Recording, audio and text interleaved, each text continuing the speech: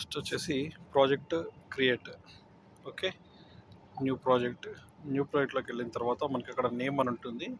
Name దగ్గర వచ్చేసి మనం ఫైల్ నేమ్ ఇవ్వాలి. ఇక్కడ వచ్చేసి ఎగ్జాంపుల్ డెమో అని ఇస్తున్నాను, demo.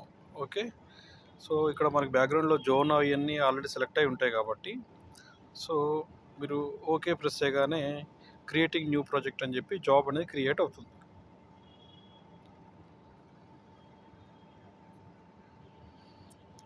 In case zone select లేదనుకోండి, ప్రాజెక్ట్లో వెళ్ళి అగైన్ న్యూ ప్రాజెక్ట్.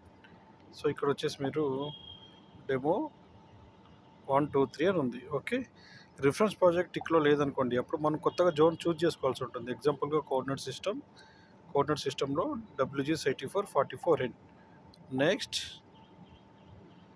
నెక్స్ట్ అనగానే ఇక్కడ మనకి ఓకే అని ఉంటుంది. ఓకే ప్రెస్ చేయగానే జియోడ్ ఫైల్ అని వస్తుంది. ఇది వచ్చేసి మనకు మీన్స్ లెవెల్ యాక్యురసీ రావడానికి ఇక్కడ వచ్చేసి EGM96.ggf పైనుంచి సెకండ్ వన్ చూజ్ చేసుకొని ఓకేనా.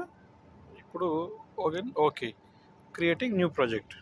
సో రిఫరెన్స్ ప్రాజెక్ట్ ఎనేబుల్ ఉందనుకోండి, ఈ జోన్ అనేది మళ్ళీ చూజ్ చేయాల్సిన అవసరం లేదు. ఓకే, నెక్స్ట్ వచ్చేసి కాన్ఫిగర్లో కనెక్ట్ టు ఇన్స్ట్రుమెంట్లో ఇక్కడ వచ్చేటప్పటికి మనకు ఆల్రెడీ చూపిస్తుంది చూడండి, GNSS 407837 అనేది బేస్ యొక్క సీరియల్ నెంబర్. బేస్ లేదనుకోండి, ఇక్కడ మీరు సెర్చ్ చేయగానే GNSS అని మీకు సీరియల్ నెంబర్ బేస్ది షో అవ్వడం జరుగుతుంది. ఓకే, ఇప్పుడు ఇక్కడ కనెక్ట్ అని ప్రెస్ చేయాలి.